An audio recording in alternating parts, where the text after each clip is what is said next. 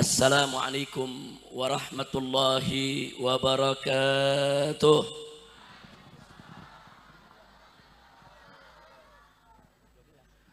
Bismillah walhamdulillah wala hawla wala quwwata illa billah. Ashhadu an la ilaha illallah wahdahu la syarika lah. Wa ashhadu anna sayyidana Muhammadan abduhu wa rasuluh la nabiyya ba'dah. Allahumma salli wa sallim wa barik ala sayyidina wa habibina wa syafi'ina wa maulana nabiyyina Muhammadin wa ala alihi tahirin at-tayyibin wa ashabihi al-ghurril mayamin wa man tabi'ahum bi ihsanin ila yaumiddin. Amma ba'd. Siyadatul habaib asy-syurafa wa sa'adatul ulama'il fudala wa fadilatul umara'il kurama wa jami'il hadirin wal hadirat al-ahibba'il a'izza rahimakumullah. Fi hadhihi al-munasabati sa'idah bimunasabah miladil mahadil futuhiyah at-tayyibatil mubarakah. فنسأل الله سبحانه وتعالى أن يهدينا إلى صراطه المستقيم ويجعلنا من المتقين ويدخلنا جنته جنة النعيم. ونسأل الله سبحانه وتعالى أن يبارك لهذا المعهد ويبارك لشيخ هذا المعهد ويبارك للتلاميذ هذا المعهد وأن يجعل هذا المعهد معهدا صالحا طيبا منورا مباركا نافعا آمين يا رب alamin. Ahibail kiram, satu kebahagiaan bagi kita semua pada malam hari ini dengan wasilah daripada Pondok Pesantren Salafiyah Al-Futuhiyah yang kita cintai ini, kita bisa berkumpul dalam acara yang penuh keberkahan. Pertama, sama kita maklumi acara haul daripada Imamul Aulia, yaitu Imam Syekh Abdul Qadir Al-Jailani. Begitu juga sekaligus ini merupakan milad daripada Pondok Pesantren Al-Futuhiyah yang ke-36 dan juga merupakan acara wisuda, yaitu daripada lulusan-lulusan Pondok Pesantren Al-Futuhiyah yang ke-16. Mudah-mudahan insyaallah para santri yang baru saja diwisuda semuanya insyaallah Allah akan jadikan sebagai al-ulama'il amilin, minal ulama'il amilin as-salihin az-zahidin, dan mudah-mudahan mereka insyaallah menjadi orang yang manfaat bagi keluarga, bagi tetangga, bagi masyarakat, agama, bangsa dan negara. Amin ya rabbal alamin. Nah, kemudian ahibail kiram, pada kesempatan ini tentu pertama kita sampaikan setelah pujian puji kita bagi Allah Subhanahu wa taala, salawat dan salam kita untuk Nabi kita Muhammad sallallahu alaihi wasallam beserta para sahabat dan juga para keluarganya. Tentu sepatutnya lah, seyogianya lah pada malam hari ini juga kita menyampaikan terima kasih kepada seluruh pengurus, seluruh dewan guru daripada Pondok Pesantren Al-Futuhiyah, istimewanya untuk guru kita tercinta, yaitu Imamul Jabhah Al-Quwatil Islamiyah, yaitu orang tua kita semua, akhina Al-Fadil Al-Muhtaram Al-Makarram Ad-Da'i Al-Mujahid Al-Syekh Buya Ahmad Qurtubi Jailani hafidhahullahu ta'ala wa ra'ah, famatanallahu bituli hayati wa nafa'ana bi ulumi fid dini wa dunya wal akhirah, wa nas'alullah subhanahu wa ta'ala an yasfiyahu sifaan ajilan kamilan taman min kulli marad bi kulli lutfin wa khairin wa afiyah, wa an yutawwila umrahu fi ta'ah wal ibadah wa fi tamam as-sihah wa kamalil afiyah. Amin ya rabbal alamin. Begitu juga kepada seluruh para habaib, para alim ulama, para kiai, para tokoh, para sepuh yang kumpul pada malam hari ini di tempat ini. Begitu juga para umaranya. Tadi datang kemari Wakil Bupati Bogor dan barusan sudah menyampaikan tausiahnya atau nasihat sambutannya, yaitu Bupati Lebak Akhina Al-Fadil, yaitu Bapak Hasbi Jayabaya. Nah, mudah-mudahan insya Allah para ulama kita, para habaib kita, begitu juga para umarok kita senantiasa diberikan oleh Allah panjang umur dalam taat dan ibadah, dalam sehat walafiat, diberikan kemenangan dalam setiap langkah perjuangan dakwahnya, diberikan kebahagiaan dari dunia hingga akhirat. Amin ya rabbal alamin. Dan semua yang hadir di sini, para dewan guru, begitu juga para wali santri, kaum bapak, kaum ibu, akhwat, ummahat, dan semuanya, mudah-mudahan kumpulnya kita pada malam hari di tempat ini, yaitu menjadi penyebab daripada turunnya rahmat dan barakah dari Allah Subhanahu wa taala. Amin ya rabbal alamin. Dan tentu acara kita pada malam hari ini, di samping kita melakukan haul Syekh Abdul Qadir Jailani radhiyallahu anhu, begitu juga milad daripada Ma'had Al-Futuhiyah yang ke-36 maupun wisuda para santrinya yang gelombang ke-16 saudara. Tapi tidak lupa juga, ini juga merupakan acara yang luar biasa dari peringatan maulid Nabi kita Sayyiduna Muhammad sallallahu alaihi wa alihi wa sahbihi wasallam. Nah, mudah-mudahan dengan kita merayakan peringatan maulid, kelak kita akan mendapatkan syafaat Nabi.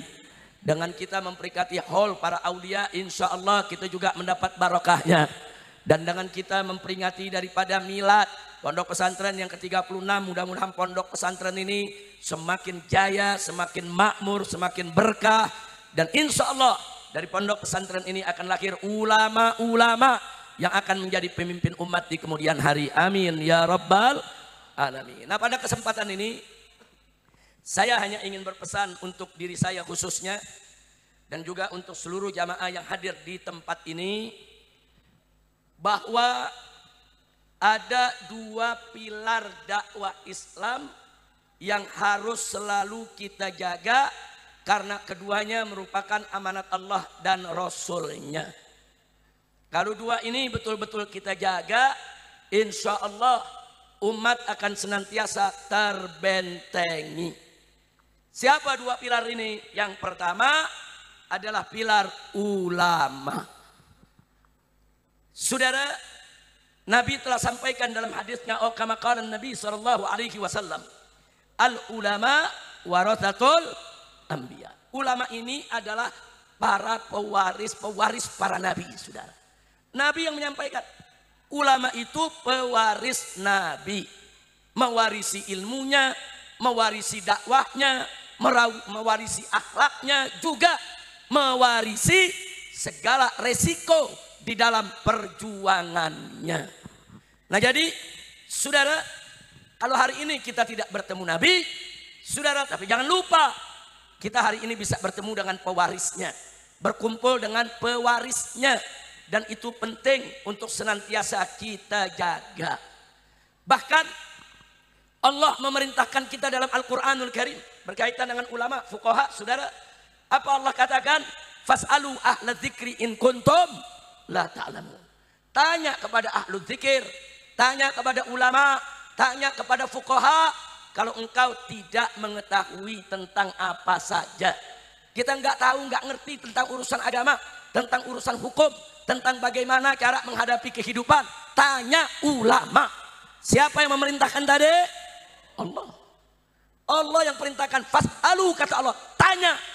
Tanya. Nah, kalau Allah suruh kita bertanya kepada ulama, bukan bertanya, dijawab, masuk kuping kanan, keluar kuping kiri. Enggak, saudara. Kalau Allah katakan, fas'alu, tanyalah ahla dzikri, yaitu para ulama, para fuqaha. Saudara, kalau Allah perintahkan, tanya, berarti begitu ada jawabannya, ikuti. Nah, maka itu apa yang terjadi di negeri kita belakangan ini, saudara, dari rusaknya negeri, saudara, dari merajalelanya kemunkaran, kemaksiatan, banyaknya korupsi di mana-mana, tidak lain dan tidak bukan salah satu akibat daripada banyak umat meninggalkan ulama. Nah, karena itu tolong melalui daripada acara ini saya ingin mengajak semua jangan pernah meninggalkan ulama. Jangan kurang ngajar kepada ulama, jangan melupakan ulama. Kalau kita mau bahagia, ikuti ulama. Bahkan dalam Al-Quranul Karim Allah ingatkan kita, saudara, di mana Allah nyatakan tentang ulama, faqala ta'ala innama yakhshallaha min ibadihil ulama. Sesungguhnya kata Allah, dari hamba-hamba Allah yang betul takut kepada Allah adalah ulama. Jadi ulama-ulama yang menjalankan ajaran Allah dan Rasulnya, pasti mereka takut kepada Allah Subhanahu wa ta'ala. Ulama yang istiqamah pasti akan takut kepada Allah Subhanahu wa taala. Ulama yang khair dunia akhirat pasti ulama tersebut takut kepada Allah Subhanahu wa taala. Kalau ada ulama yang tidak takut kepada Allah, ulama yang mengharamkan yang halal, menghalalkan yang haram, memutar balik ayat dan hadis, saudara, berarti itu ulama tidak menjalankan perintah Allah dan Rasulnya. Kalau ulama menjalankan perintah Allah dan Rasulnya, taat, ibadat, takut kepada Allah, pasti mereka adalah golongan yang senantiasa takut kepada Allah Subhanahu wa ta'ala. Nah karena itu, kalau Allah sudah jamin ulama-ulama yang lurus istiqamah itu takut kepada Allah, jangan pernah ragu ikut ulama. Jangan pernah ragu bertanya kepada ulama. Jangan pernah ragu belajar kepada ulama. Mudah-mudahan insya Allah khususnya para santri dan santriwati daripada Pondok Pesantren Al-Futuhiyah kelak akan menjadi ulama-ulama yang dimuliakan Allah. Ulama-ulama yang takut kepada Allah. Ulama-ulama yang kelak akan betul-betul selalu ikhlas kalimatillah subhanahu wa ta'ala. Amin ya rabbal alamin. Nah saudara, di ayat yang lainnya lagi Allah kasih tahu kita. Faqala ta'ala yarfa'illahu alladhina amanu minkum walladhina utul ilma darajat. Subhanallah, indahnya ini ayat. Allah kasih tahu kita, yarfa'illah, Allah tinggikan, Allah angkat. Siapa itu yang diangkat saudara? Orang-orang yang beriman daripada kamu sekalian dan orang-orang yang memiliki ilmu. Beriman, berilmu, Allah angkat kedudukannya. Apa kata Allah? Darajat. Beberapa derajat Allah tinggikan kedudukan mereka. Masya Allah, Allah yang maha tinggi meninggikan kedudukan ulama. Allah yang maha mulia memuliakan kedudukan para ulama. Allah yang maha agung itulah saudara yang menempatkan ulama di posisi yang begitu tinggi dan begitu mulia. Artinya apa saudara? Yang tersurat Allah meninggikan kedudukan ulama, itu yang tersurat.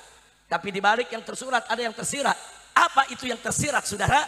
Artinya saudara, kalau Allah saja yang maha tinggi, Allah saja yang maha mulia memuliakan ulama, maka kita umat manusia, kita hamba Allah wajib untuk memuliakan mereka yang dimuliakan oleh Allah. Wajib untuk kita tinggikan mereka-mereka yang derajatnya ditinggikan oleh Allah Subhanahu wa taala. Betul?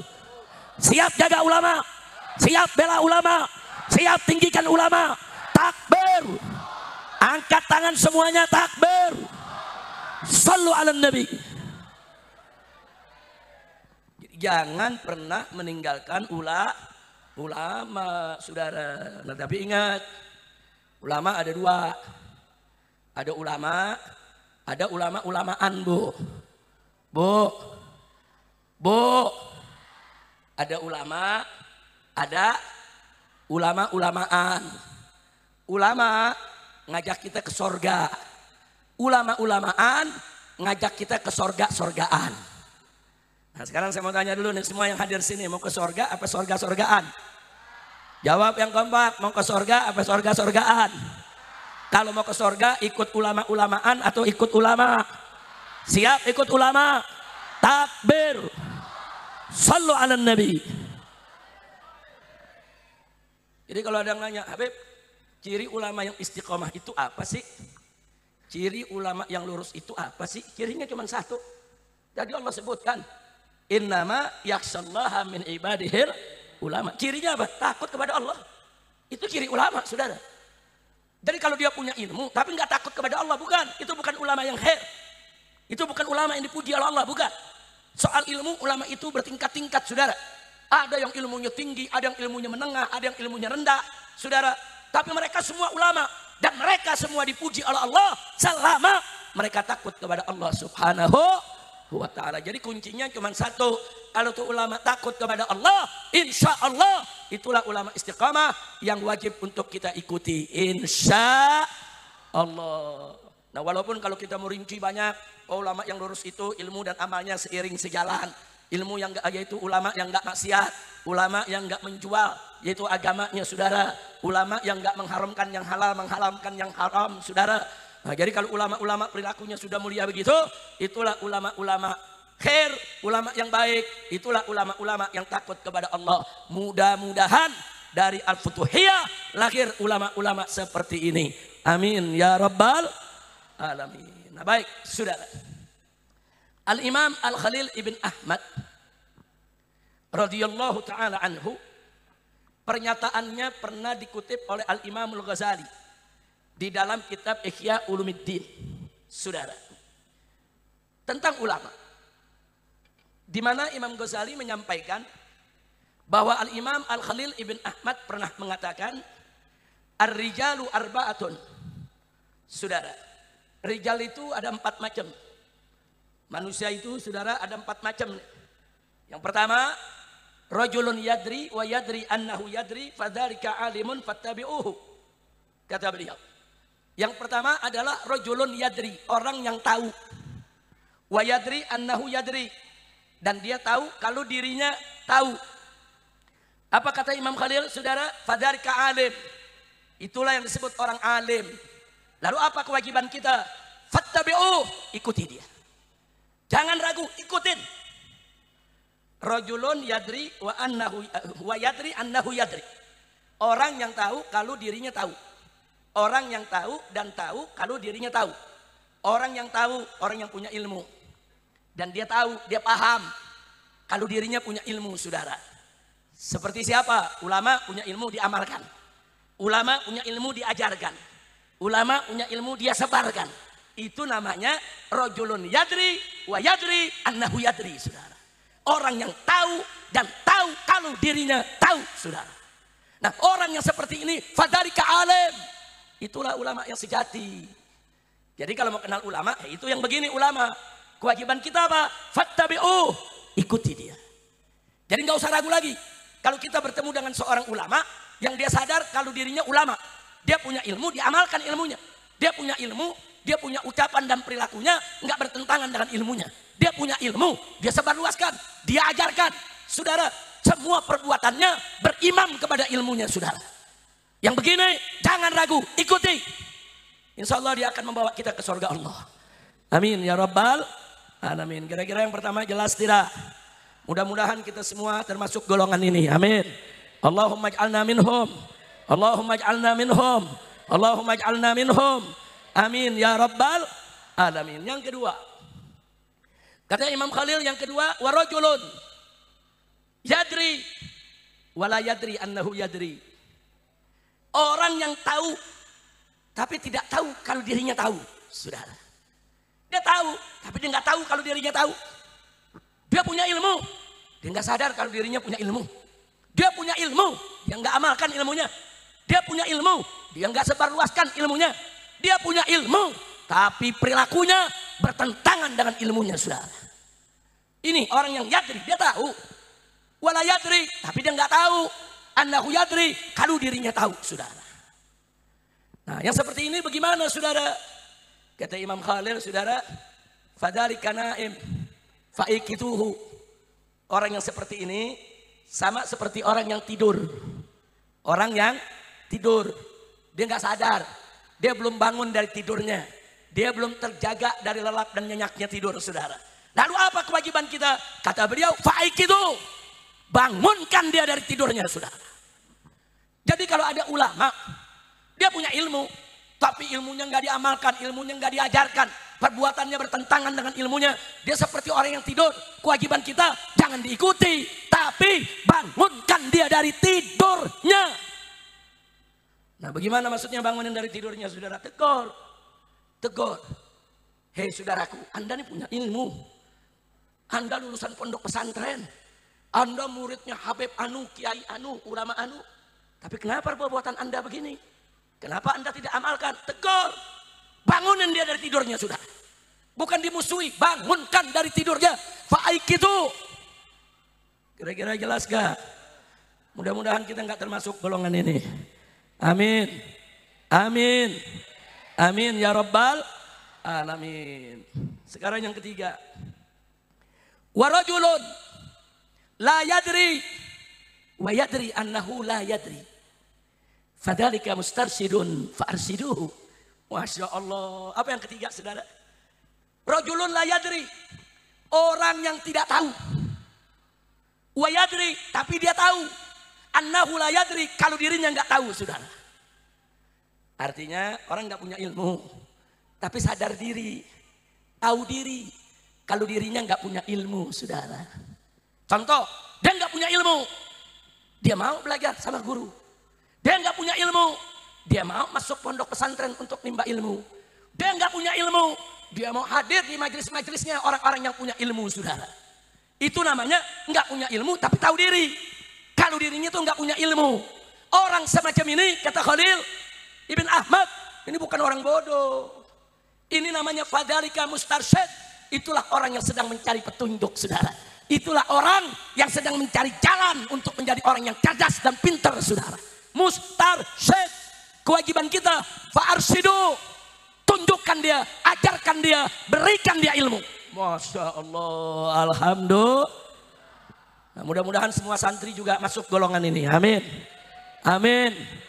Enggak punya ilmu tapi tahu diri. Bagus tidak? Bagus tidak? Enggak punya ilmu tapi dia tahu diri. Dia belajar, dia nyantren. Alhamdulillah. Yang keempat, saudara. Yang keempat, warajulun la yadri wa la yadri annahu la yadri, saudara. Orang yang tidak tahu dan tidak tahu kalau dirinya tidak tahu. Paham nggak? Orang nggak tahu, nggak punya ilmu, tapi nggak sadar kalau dirinya nggak punya ilmu. Udah nggak punya ilmu, nggak mau belajar. Udah nggak punya ilmu, nggak mau nimba ilmu, saudara. Udah nggak punya ilmu, kiai ditantang. Zaman sekarang ada gak? Udah nggak punya ilmu, kiai dibodoh-bodohin. Ada gak yang model begitu? Ada gak yang model begitu? Mana orangnya? Aing bledok sih ya. Kurang ngajar itu yang begitu, betul? Betul? Apa kata Imam Khalil? Orang yang model begini, saudara. Yang model begini nih, saudara, fadhalika jahil. Itulah yang disebut orang jahil, bodoh. Lalu apa kewajiban kita? Menarik. Beliau mengatakan, fatruku, tinggalin aja orang begitu. Udah tinggalin aja. Ada yang protes, Habib, orang bodoh kan mestinya diajarin. Masa orang bodoh ditinggalin? Jawab jangan. Jawab jangan. Kapan? Tahun depan deh. Udah malam, Bu. Udah setengah 12. Lanjut. Jawab sekarang. Betul. Tega. Saudara, Imam Khalil bilang itu orang bodoh. Tinggalin aja. Kenapa orang bodoh kok yang model begini ditinggalin? Bagaimana mau diajarin? Kiai aja dilawan. Kiai dilawan, ulama dibodoh-bodohin, saudara. Udah bodoh bikin fatwa sendiri. Ada gak? Ada gak? Ini dia, saudara, yang begini nih.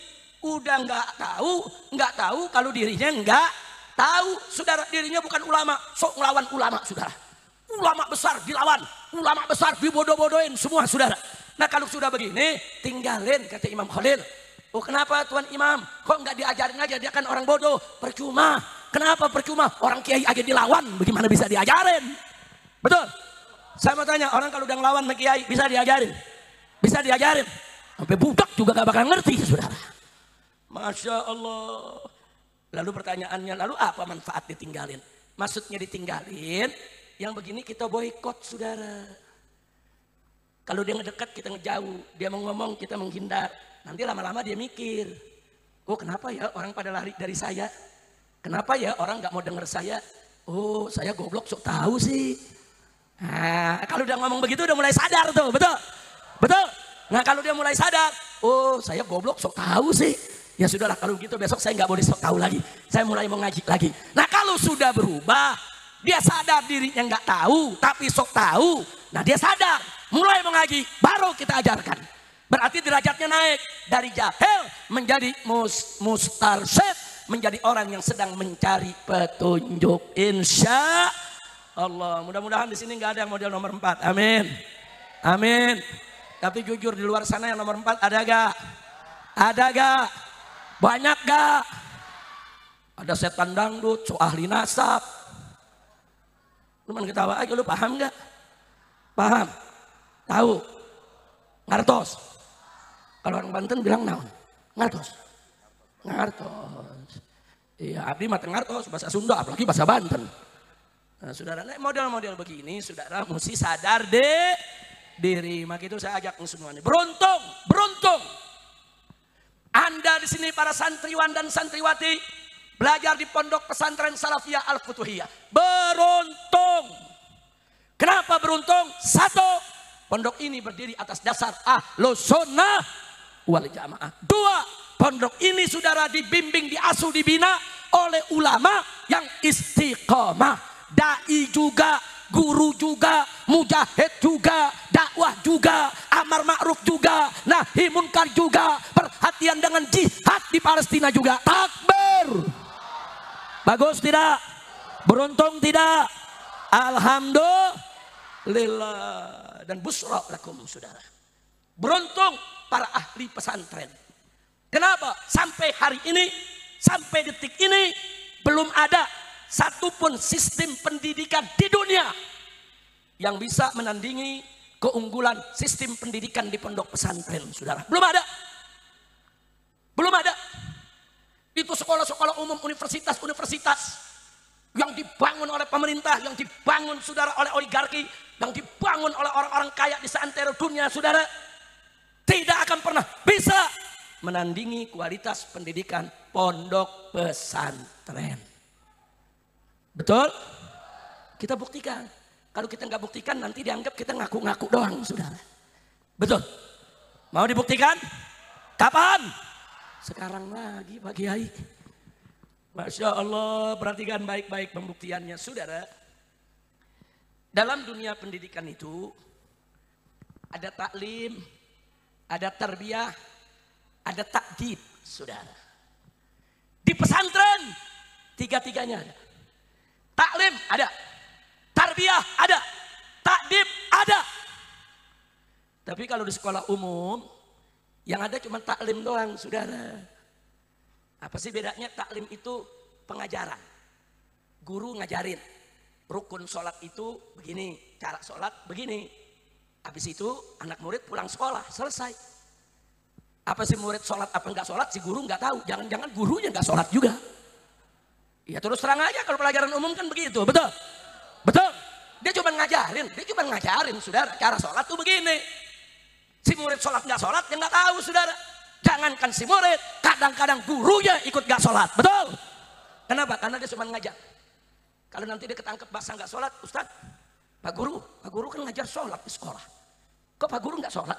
Dia bilang apa? Ya yang penting kan saya ngajar ilmunya. Sholat nggak sholat, urusan masing-masing. Bisa begitu. Kacau tidak? Kacau tidak?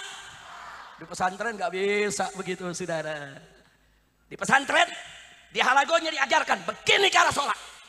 Masuk adzan, santri digiring semua ke masjid, saudara. Gurunya ikut sholat, bahkan guru ikut melihat bagaimana dirinya, bagaimana qiyamnya, bagaimana rukuknya, bagaimana sujudnya, bagaimana lurus safnya, saudara. Semua diawasi. Setiap masuk waktu sholat, 5 waktu, bahkan ditambah dengan sholat duhanya, ditambah dengan tahajudnya, ditambah dengan witirnya, ditambah dengan sholat hajatnya, saudara. Bahkan zikir-zikirnya diperhatikan oleh para guru, betul? Betul? Itu namanya apa? Tarbiyah, saudara. Jadi bukan sekedar taklim. Di kelas taklim diajarin. Masuk, saudara, di ruang lingkup pesantren, di masjid dan lain sebagainya, itu ada tarbiyah. Langsung diterapkan, dididik dalam pengawasan guru selama 24 jam. Bagus tidak? Di sekolah umum, pelajaran agama seminggu cuma 2 jam.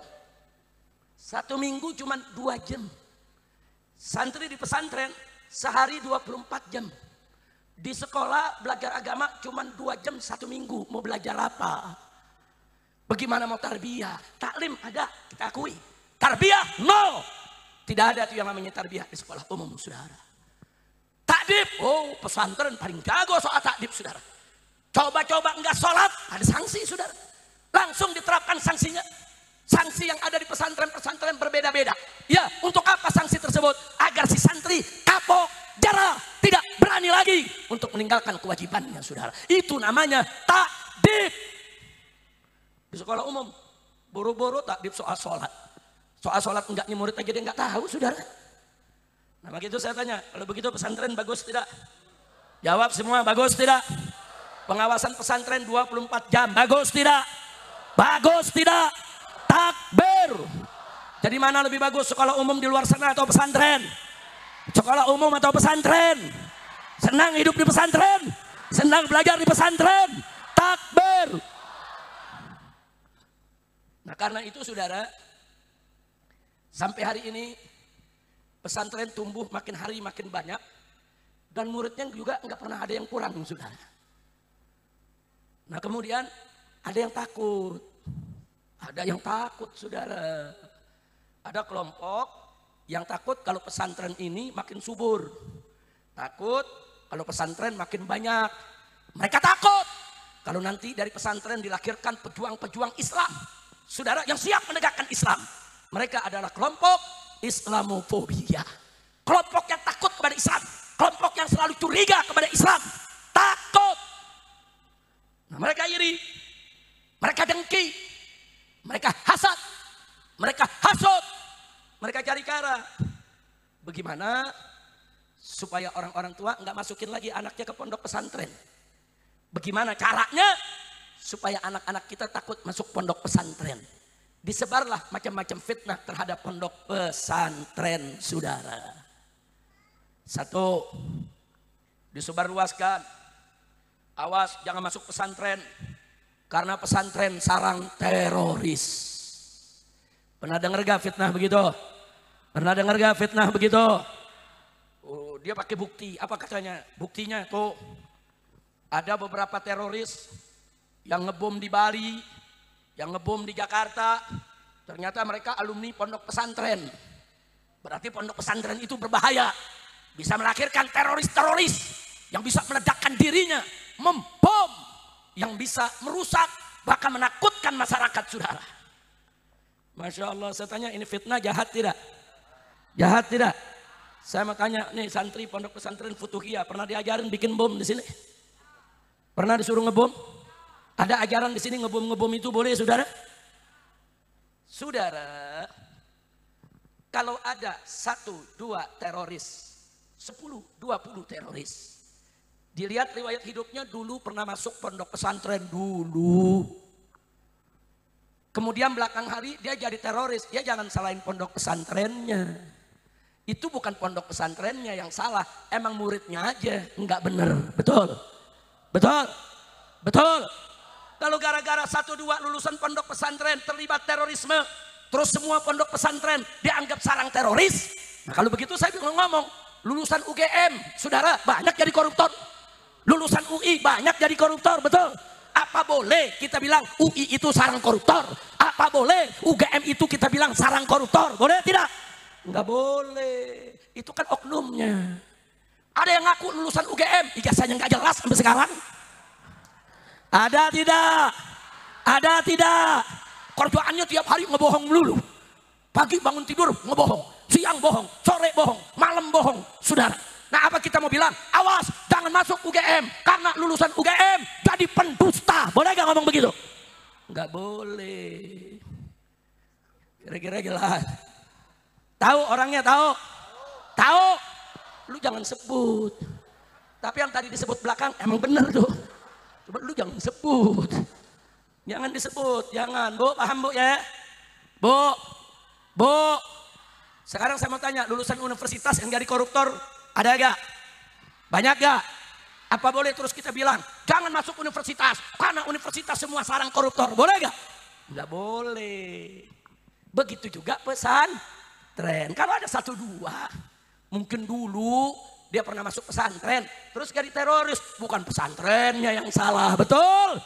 Itu memang oknumnya, tangkep aja, hukum mati silakan, nggak ada urusan sama pesantren. Dan jangan coba-coba memfitnah kalau pondok pesantren adalah sarang teroris. Nggak boleh kita terima itu fitnah jahat, betul? Betul? Saya mau tanya, fitnahnya jahat tidak? Biadab tidak? Kurang ajar tidak? Diamkan atau lawan? Saya mau tanya, pesantren sarang teroris atau bukan? Sarang teroris atau bukan? Takbir. Angkat tangan semua, takbir. Hidup pesantren. Hidup pesantren. Takbir. Sallu ala Nabi. Alhamdulillah. Itu fitnah yang pertama tuh. Nah tujuannya apa sih? Fitnah pesantren sarang teroris supaya orang tua nggak berani masukin anak ke pondok pesantren.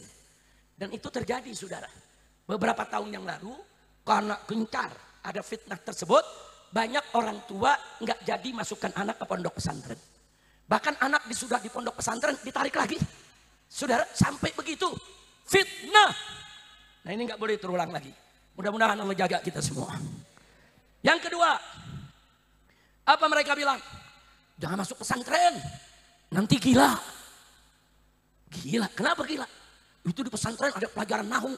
Itu susah, itu bikin gila orang itu. Kacau tidak? Kacau tidak? Pelajaran nahwu ada nahwu. Sorof ada sorof. Betul ada. Nih Kiai Fahru nih. Udah 30-40 tahun lebih belajar nahwu. Enggak gila-gila. Betul. Betul. Nih saya punya mantu nih. Belajar nahwu sampai ke Mesir. Nih belajar nahwu sampai ke Yaman. Gila gak? Enggak saudara. Jadi dibohongi. Pelajaran nahwu itu saudara. Begitu juga pelajaran sorof. Enggak ada yang bikin gila. Sudah 1000 tahun lebih. Ulama-ulama kita mempelajari nahwu. Semakin tahu nahwu, semakin pintar, semakin cerdas, semakin cemerlang. Nggak ada yang gila, betul? Takbir. Nah, jadi kasih tahu tuh, kalau lagi pada libur sekolah, pulang atau alumni lulus, kasih tahu masyarakat. Nggak ada belajar nahwu gila. Saya belajar nahwu belasan tahun nggak apa-apa. Malah otak saya diasah makin bagus. Alhamdulillah. Kira-kira jelas gak? Paham gak? Ada lagi fitnah ketiga. Ini yang paling gawat. Ini yang paling gawat nih, banyak santri terpengaruh. Mau tahu gak? Ayo jawab, mau tahu gak? Kapan? Sekarang lagi. Lanjut. Sudah tengah malam gak apa-apa? Betul. Ini yang ketiga nih fitnahnya. Apa dibilang? Santri-santri, kesian Anda. Pesantren itu kan tempat anak buangan. Pesantren tempat anak buangan. Karena orang tua udah nggak sayang, nggak mau tahu, pegel sama santri, dilempar lagi ke pondok pesantren. Ayo, ada gak yang ngomong begitu? Ayo, ada yang merasa dibuang? Masya Allah, kurang ajar saudara. Bohong, fitnah, saudara. Justru kalau ada orang tua menitipkan anaknya di pondok pesantren, berarti untuk orang tua pintar, cerdas, bertanggung jawab dan cinta kepada anak saudara. Kenapa saya katakan dia orang tua yang bertanggung jawab? Karena dia tahu diri. Saya ini bukan ulama. Kalaupun saya ustadz dengan lingkungan semacam ini, anak saya bisa tergoda, anak saya bisa rusak. Saya bertanggung jawab, anak saya nggak boleh rusak. Lingkungan saya ada narkoba, lingkungan saya ada aneka ragam kemaksiatan. Bagaimana melindungi anak saya? Walaupun saya ustadz, saya sering keluar rumah, saya sering berangkat dakwah, saya sering ngajar di sana sini. Anak saya siapa yang liatin, siapa yang ngawasi, anak saya bisa rusak. Untuk menjaga anak saya masukkan ke pondok pesantren. Bagus tidak? Bagus tidak? Berarti orang tuanya tanggung jawab tidak? Bagus tidak? Itu orang tua tanggung jawab saudara. Dan dia cerdas. Kenapa kita katakan dia cerdas saudara? Karena dia tahu. Saudara, sepintar apapun orang tua, kadang-kadang anak kalau belajar sama orang tua saudara susah. Tapi kalau tuh anak dititip ke pesantren lain, mudah dia belajar saudara. Nah itu yang ayahnya ulama, apalagi kalau ayahnya bukan ulama. Dia tahu dirinya nggak bisa ngajar, dirinya nggak punya ilmu. Masa anak saya mesti bodoh? Masa anak saya mesti nggak tahu agama? Masa anak saya nggak bisa menyelamatkan saya nanti di hadapan Allah? Bagaimana supaya anak saya ini manfaat, berguna dunia akhirat? Dia juga bela saya nanti di hadapan Allah. Ya masukkan pondok pesantren. Belajar yang betul. Papa yang cari duit, ayah yang cari duit. Kau belajar sampai tuntas. Pelajari agama supaya kau manfaat untuk keluarga, bangsa, negara. Bahkan manfaat buat orang tua di hadapan Allah nanti. Betul? Berarti orang tuanya cerdas tidak? Cerdas tidak? Baik, saudara. Kalau orang tua pengen anaknya jadi orang soleh, masuk surga, berarti orang tua itu benci atau sayang mana? Jawab yang keempat, benci atau sayang? Benci atau cinta? Alhamdulillah. Bersyukur Anda semua para santri dan santriwati sudah. Santriwan dan santriwati, santri dan santria bersyukur. Anda punya orang tua cinta kepada Anda. Anda punya orang tua cerdas. Anda punya orang tua bertanggung jawab. Buktinya mereka titipkan Anda di pondok pesantren. Betul? Takbir. Shallu ala nabi. Nah, jadi jangan termakan tuh fitnah-fitnah begitu. Enggak saudara. Makanya tiap santri di sini mesti bangga. Alhamdulillah. Saya punya orang tua cinta sama saya. Dia sudah selamatkan saya dari pergaulan-pergaulan yang penuh kemaksiatan, yang penuh kemunkaran. Alhamdulillah. Orang tua saya betul-betul cinta kepada saya. Nah kalau orang tua sudah tunjukkan cintanya saudara, sayangnya, tanggung jawabnya, maka pikulah kewajiban yang diberikan oleh orang tua kepada santri. Orang tua enggak suruh Anda cari duit, enggak. Orang tua suruh Anda belajar. Belajar yang betul. Belajar. Begitu Anda belajar saudara, belajar Al-Quran, belajar hadis, belajar fikih, belajar akidah, belajar syariat, belajar akhlak, menerapkan saudara dan mengimplementasikannya dalam kehidupan sehari-hari, Anda semua akan menjadi kebanggaan orang tua. Alhamdulillah. Begitu saya mau tanya di sini, siap belajar? Siap belajar yang rajin? Siap belajar yang rajin? Takbir. Angkat tangan semua, takbir. Sallu ala Nabi. Nah, itulah saudara pentingnya pondok pesantren yang diperjuangkan oleh para ulama kita. Catat ya. Tadi saya katakan bagian pertama ceramah saya, ulama sebagai pewaris Nabi saudara, itu merupakan orang yang wajib kita tinggikan, kita muliakan, kita hormati saudara, dan kita jadikan panutan kita. Setuju? Siap cinta ulama? Siap bela ulama? Takbir. Sallu ala Nabi. Nah, sekarang yang kedua saudara. Yang kedua, Nabi mengatakan dalam kitab Sahih Muslim. Apa kata beliau? Inni tarikun fikumut tsaqalain. Aku meninggalkan untuk kamu semua dua peninggalan yang sangat berat, kata Nabi. Saudara. Yang pertama, kata Nabi, kitabullah, yaitu Al-Quranul Karim. Berikut as-sunnah sebagai penjelasannya. Karena Allah nyatakan dalam Al-Quran, peran Nabi itu litubayyina linnas ma nuzzila ilaihim. Tugasmu wahai Nabi, jelaskan kepada umat manusia apa yang diturunkan kepada mereka. Apa itu maksud Al-Quran? Apa itu arti Al-Quran? Bagaimana itu arah Al-Quran? Kau jelaskan kepada umat. Nah, jadi saudara, Al-Quran Allah ditinggalkan oleh Nabi sebagai amanat yang berat untuk kita semua. Siap jaga Al-Quran. Siap jaga Al-Quran. Takbir. Yang kedua kata Nabi, wa itrati ahli baiti. Dan keturunanku yang merupakan ahlil baitku, keluargaku. Kemudian Nabi lanjutkan. Sampai 3 kali Nabi ucapkan, udzakirukumullah fi ahli baiti. Udzakirukumullah fi ahli baiti. Udzakirukumullah fi ahli baiti. 3 kali Nabi ucapkan. Apa kata beliau? Aku ingatkan kamu sekalian, hai umatku, kepada Allah tentang keluargaku. Aku ingatkan kepada kamu sekalian, hai umatku, kepada Allah tentang keluargaku. Aku ingatkan kamu sekalian, hai umat Islam, kepada Allah tentang keluargaku. Sampai 3 kali Nabi sebut, saudara. Ada apa 3 kali Nabi sebut, saudara? Sebab Nabi tahu beliau seorang Nabi yang mendapat wahyu dari Allah, mendapat berita-berita langit dari Allah. Beliau tahu sepeninggal beliau, ahlul baitnya secara turun-temurun sampai kiamat nanti, saudara, akan hidup bainal muhib wal mubghid. Mereka akan hidup di antara pecinta dan pembenci. Nah, makanya kita lihat, begitu Nabi wafat, mulailah Ali ibn Abi Thalib sebagai kepala ahlul bait yang menjaga semua cucu Nabi. Saudara, bagaimana matinya? Dibunuh. Dibunuh. Bahkan kelompok Khawarij mengkafir-kafirkan Ali, menghalalkan darahnya, saudara. Lalu Sayyidina Hasan tampil sebagai pemimpin ahlul bait. Bagaimana nasib hidupnya? Diracun, saudara. Mati diracun. Kemudian setelah itu tampil Sayyidina Husain, cucu Nabi, adik Sayyidina Hasan. Apa yang terjadi? Dibantai di padang Karbala, saudara. Bersama keluarga dan bersama para sahabatnya. Dibantai. Saudara. Nah, setelah itu bagaimana keturunannya, saudara? Keturunannya mulailah satu persatu menyebar. Ada yang ke Irak, ada yang ke Yaman, ada yang ke Mesir, ada yang ke Syria. Mereka bertebaran di seluruh muka bumi ini, saudara. Saya saat menenungkan peristiwa demi peristiwa, muncul pertanyaan. Kenapa ya? Kok kekhilafahan setelah Nabi nggak serahkan aja kepada keturunannya?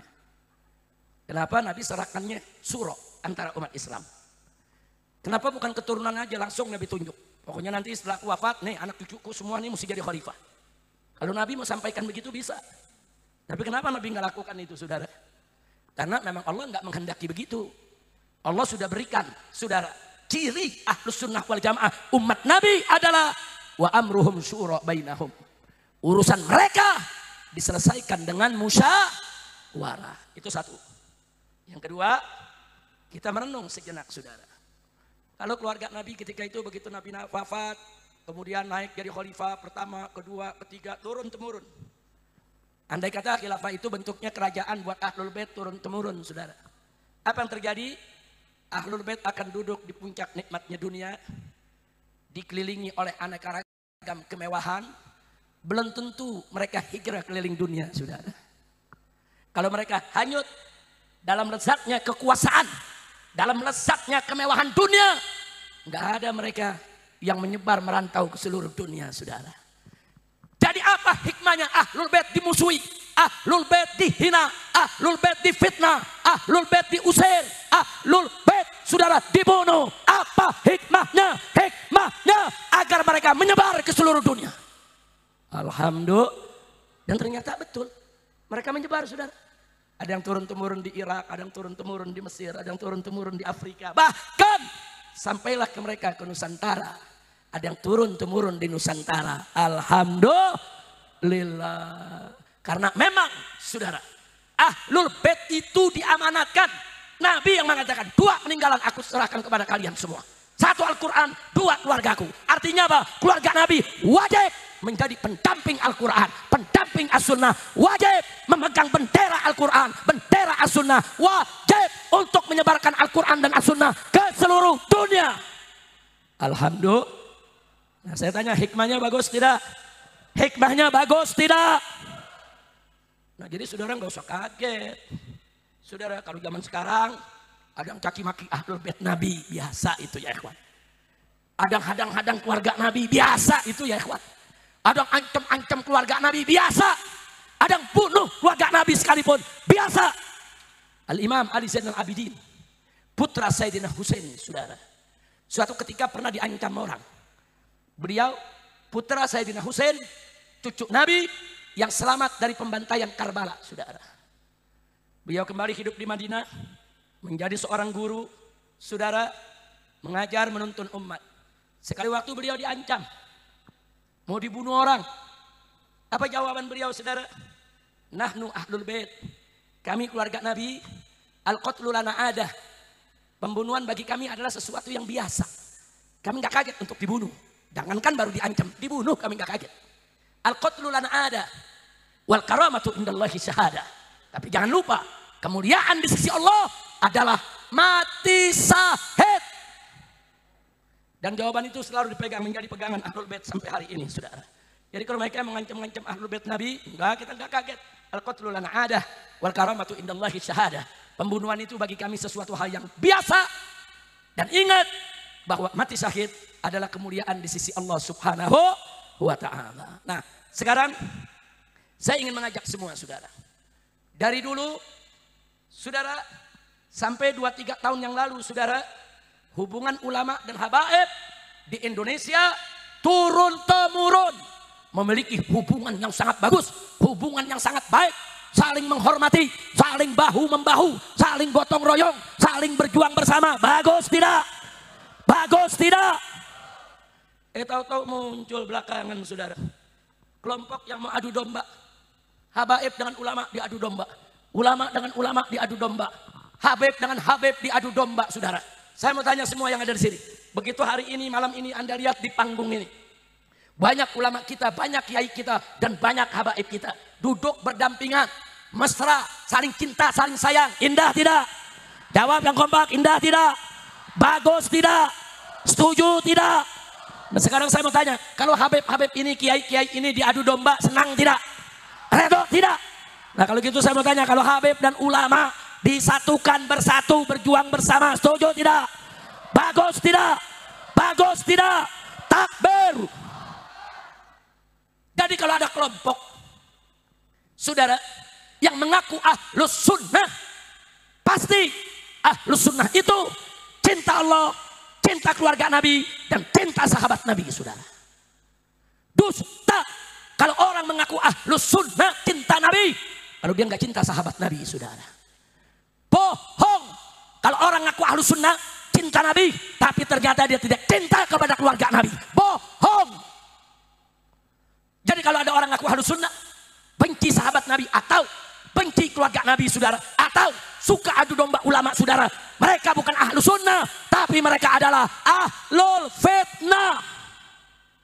Nah, tolong dibedakan antara Ahlus Sunnah dengan Ahlul Fitnah. Sekarang saya mau tanya yang ada di sini, mau ikut Ahlul Fitnah atau Ahlus Sunnah? Ahlul Fitnah atau Ahlus Sunnah? Siap ikut Ahlus Sunnah. Jadi kalau ada orang-orang yang suka ngadu domba, saudara, ulama, habaib, kiai, saudara, biarkan atau lawan? Biarkan atau lawan? Takbir. Alhamdulillah, saudara. Nah, ini yang perlu ditanamkan dalam diri kita, kan khususnya baru di wisuda nih. Anda sebentar lagi pulang ke kampung halaman Anda. Ada yang terus melanjutkan ke tingkat yang lebih tinggi, ada yang terus buka majelis taklim, ada yang terus memimpin pondok pesantren. Kalau orang tuanya punya pondok pesantren, saudara, Anda nih yang baru di wisuda pulang akan jadi pemimpin-pemimpin umat. Nah, maka itu pegang pesan yang malam ini kita sama dengarkan dari guru kita, dari ustadz kita. Jangan pernah keluar dari Ahlus Sunnah wal Jamaah. Betul? Siap jaga Ahlus Sunnah? Takbir, angkat tangan semua. Takbir. Takbir. Siap jaga Ahlus Sunnah. Siap hancurkan Ahlul Fitnah. Takbir. Takbir. Siap jaga Al-Quran. Siap bela Al-Quran. Siap junjung Al-Quran. Takbir. Al-Quran imam kami, Al-Quran pedoman kami, Al-Quran petunjuk kami, Al-Quran satukan kami. Silakan tim hadrohnya ikuti. Al-Quran imam kami, Al-Quran pedoman kami, Al-Quran petunjuk kami, Al-Quran satukan kami. Aksi bela Islam, aksi bela Islam, aksi bela Islam, Allah Allahu Akbar. Aksi bela Islam, aksi bela Islam, aksi bela Islam, Allah Allahu. Angkat tangan semua.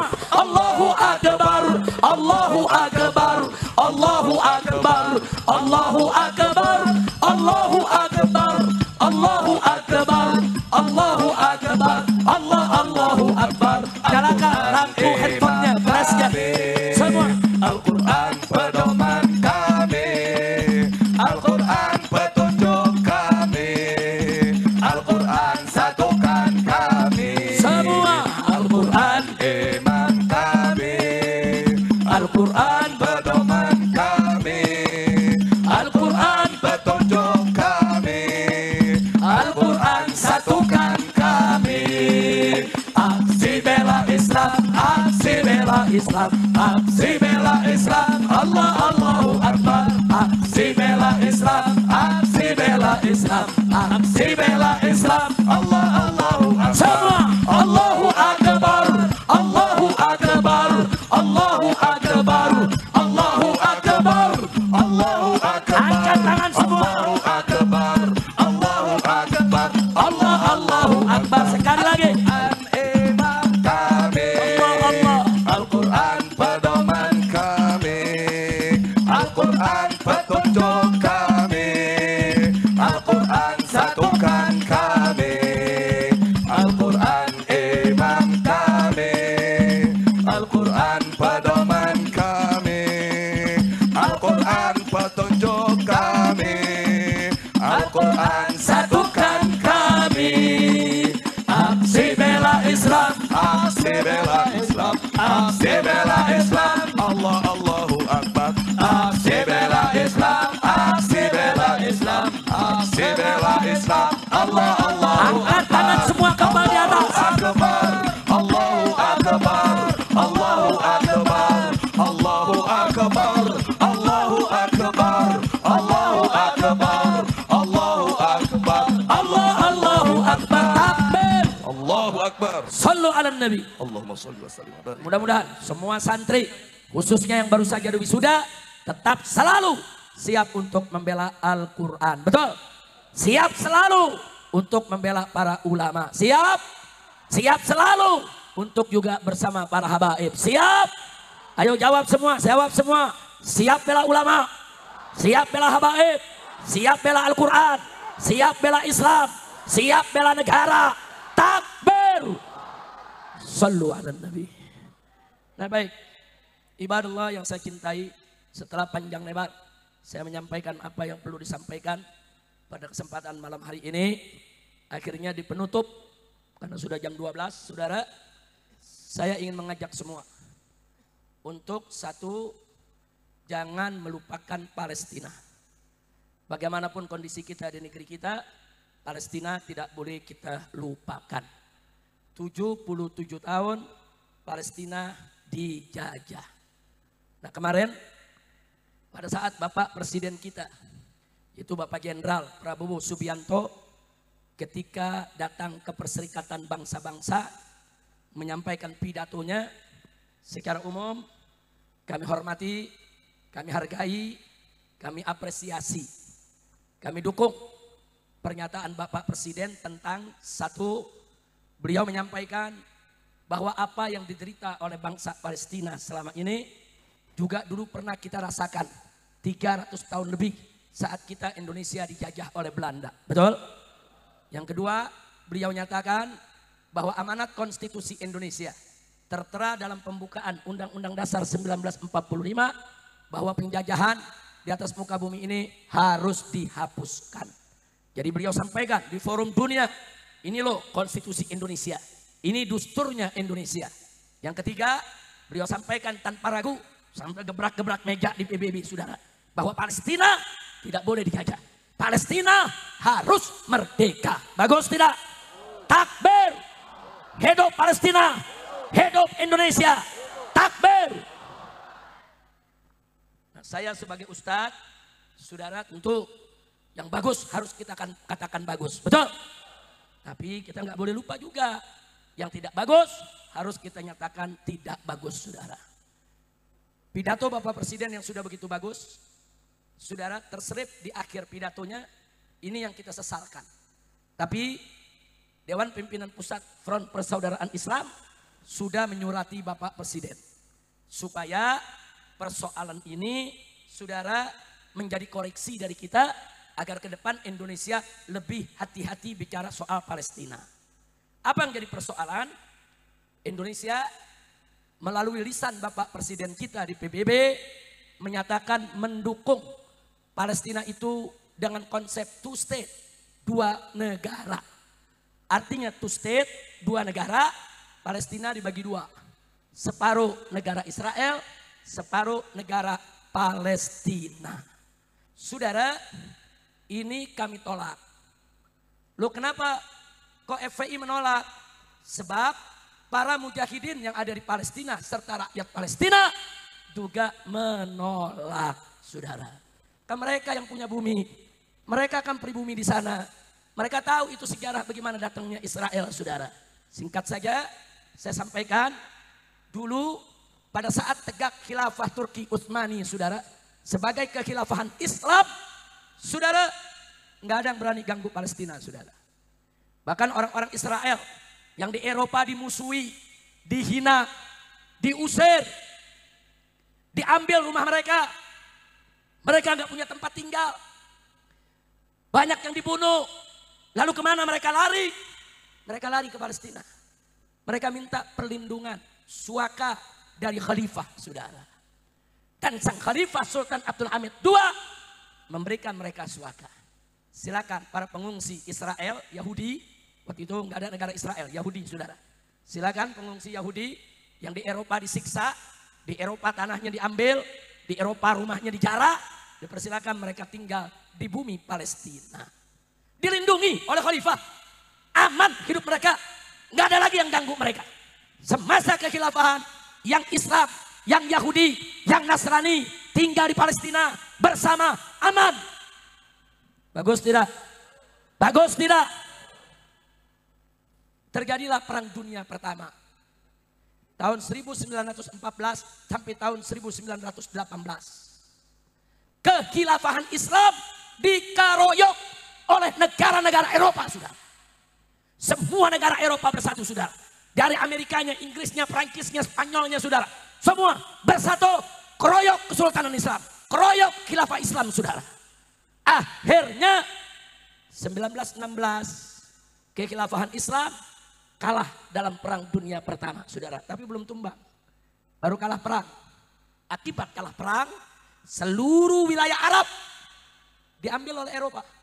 Sebagian diambil Prancis, sebagian diambil Inggris, sebagian diambil Itali, sebagian diambil Spanyol saudara. Dibagi-bagi. Termasuk Palestina. Itu 1916. Nah karena Palestina dikuasai Inggris, Inggris mendeklarasikan di tahun 1917 yang disebut Deklarasi Balfour saudara. Apa isinya? Isinya Inggris menyetujui didirikannya sebuah negara Yahudi. Mereka bilang Yahudi harus punya negara sendiri. Itu tahun 1917 saudara. 1920 seluruh Eropa setuju dengan usul Inggris saudara. Tapi mereka belum berani berdiri karena kekhilafahan masih ada saudara. 1924 kekhilafahan tumbang. Karena ada jenderal pengkhianat Mustafa Kemal Atatürk saudara. Dia serbu istana, dia bunuh penghuni istana, dia rampas kekayaan istana, dan negara khilafah dirubah menjadi negara Turki sekuler. Anda tahu begitu dirubah jadi negara sekuler saudara, perempuan-perempuan berjilbab nggak boleh jadi pegawai negeri, nggak boleh jadi guru sekolah, nggak boleh jadi perawat, apalagi dokter di rumah sakit pemerintah. Laki-laki yang pakai piki atau torbos atau sorban saudara sama, nggak boleh jadi pegawai negeri saudara. Bahkan saudara biadab ke seluruh masjid di Turki tidak boleh adzan dengan bahasa Arab. Semua pakai bahasa Turki saudara. Turki baru 20 tahun terakhir nih saudara. Islam berkembang. Sampai puluhan tahun sedemikian rupa saudara. Nah saya lanjut cerita tadi. Begitu khilafah tumbang saudara 1924 saudara. Maka Inggris mengundang orang Yahudi sedunia. Orang Yahudi Amerika, Yahudi Inggris, Yahudi Rusia, Yahudi Prancis, Yahudi Austria, Yahudi Hungaria. Semua diundang untuk masuk ke bumi Palestina saudara. Masuk mereka. Dikasih tanah, dikasih rumah, dikasih kebun saudara. Inggris yang melakukan itu. Dan di tahun 1945 begitu Perserikatan Bangsa-Bangsa dibentuk, didirikan. PBB. Amerika dan Inggris memanfaatkan PBB untuk membangun negara Israel saudara. 2 tahun kemudian 1947 lahirlah resolusi PBB nomor 181 yang isinya saudara tentang two state, konsep 2 negara buat bumi Palestina. Langsung keluar resolusi dari PBB saudara. Tahun berikutnya 1948 dengan modal resolusi PBB tadi, Amerika, Inggris, Prancis bersama Yahudi di bumi Palestina mendirikan negara baru dengan nama negara Israel. Negara itu di atas bumi Palestina saudara. Kurang ajar tidak? Kurang ajar tidak? Amerika tuh maling, Inggris tuh rampok, Israel itu penjahat saudara. Ini yang terjadi tahun 1948. Negara-negara Arab ketika itu saudara baru merdeka. Karena baru lepas dari kekhilafahan, mereka langsung dijajah oleh negara Eropa. Sebagian melakukan perlawanan, sebagian mulai merdeka. Di tahun 30-an, awal 40-an saudara baru Mesir merdeka, Lebanon merdeka. Saudara satu persatu merdeka. Mereka semua marah. Kenapa ada negara Israel di bumi Palestina? Semua melawan. Terjadi perang Arab lawan Israel saudara. Israel dibantu oleh seluruh negara barat. Amerika, Inggris, Prancis semua bawa senjata, bawa bom, bawa tentara. Dan akhirnya Israel berhasil mempertahankan negara Israel. Bahkan dia memperluas wilayahnya. Selatan Lebanon diambil, saudara. Barat dari Yordan diambil, timur dari Mesir diambil, saudara. Makin luas. Nah, sejak 1948 itulah seluruh Palestina diambil oleh negara barat dan diberikan kepada Israel saudara. Di sini ceritanya jelas tidak? Jelas tidak? Jadi konsep dua negara itu saya tanya saudara, dari umat Islam atau dari orang Barat? Konsep dua negara itu dari Islam atau dari orang Barat? Itu dari tahun 47. Enggak ada yang setuju umat Islam. Belakangan kemarin beberapa negara Arab setuju saudara. Saudi setuju, Yordania setuju, Emirat Arab setuju saudara, Mesir setuju saudara. Indonesia ikut-ikutan setuju. Innalillahi wa inna ilaihi raji'un. Nah sekarang saya nggak mau panjang-panjang. Saya cuma mau tanya saudara. Israel itu pemilik Palestina atau rampok? Jawab yang kompak. Pemilik Palestina atau rampok? Pemilik Palestina atau rampok? Tahu-tahu sekarang tokoh dunia mengatakan udahlah. PBB kasih tahu nggak usah ribut. Itu negara belah dua aja. Separuh buat Israel, separuh buat Palestina. Udah gitu kita punya presiden terpreset ngomong juga lagi. Ngomongnya sama, pakai nambahin. Saudara, kalau Israel ini mau damai, tidak mau ganggu Palestina, maka kita jangan ganggu Israel. Kok terbalik saudara? Saya mau tanya, yang mengganggu itu Palestina atau Israel? Palestina atau Israel? Nah sekarang saya mau tanya semua di sini saudara, semua saya mau tanya. Mana setuju? Palestina jadi dua negara atau satu negara? Dua negara atau satu negara? Dua negara atau satu negara? Angkat tangan semua, takbir. Nah, saya berikan perumpamaan sebagai penutup ceramah saya saudara. Ada rumah, kita nih punya rumah. Datang perampok, datang apa? Perampok. Dia mau jarah harta kita, mau perkosa istri kita, mau bunuh anak kita. Kita lawan tidak? Lawan tidak? Kita lawan. Tahu-tahu ada lurah datang.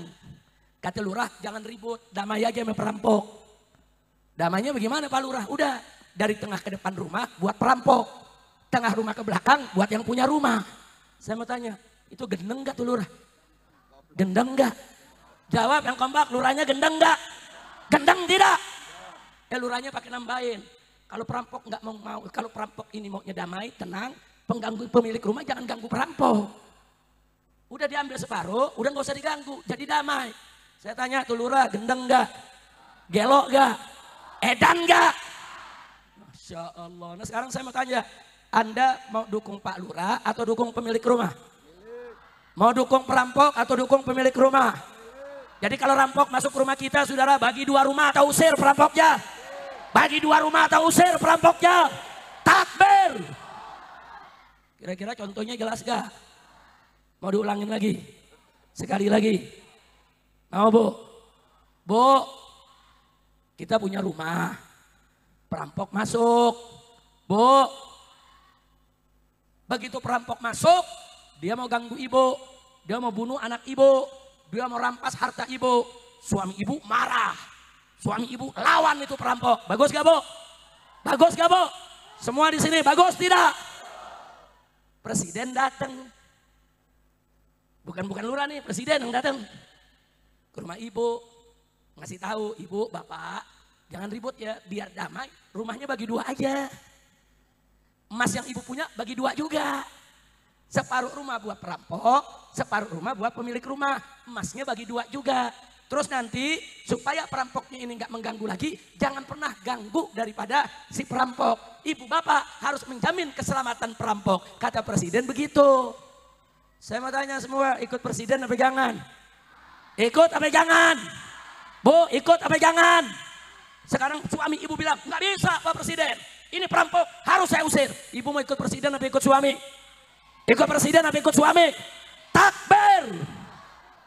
Kira-kira contoh yang saya sampaikan jelas gak? Paham semua? Nah itu yang saya maksudkan saudara. Ala kulli hal, FPI sudah qad addainal wajib. FPI sudah melaksanakan kewajibannya, sudah nyurati presiden. Supaya di kemudian hari jangan begitu. Jangan. Kalau presiden nggak mau bicara menolak, ya jangan bicara dukung dulu dong. Saudara, abstain dulu kenapa sih? Diam dulu kenapa sih? Kan bisa lihat perubahan daripada situasi kondisi ke depan. Jangan belum apa-apa, udah mendukung Israel berdiri. Israel itu perampok. Saya mau tanya, Indonesia dijajah sama Belanda. Indonesia dijajah dengan Belanda. Kita lawan, betul? PBB datang, kata PBB apa? Indonesia nggak usah ribut, negaranya bagi dua aja. Pulau Jawa sama Pulau Sumatera buat Indonesia, Kalimantan, Sulawesi, Papua buat Belanda. Setuju gak? Setuju gak? Jadi Indonesia mau dibagi dua? Mau dibagi dua? Aing pledok sih ya. Enak aja dibagi dua.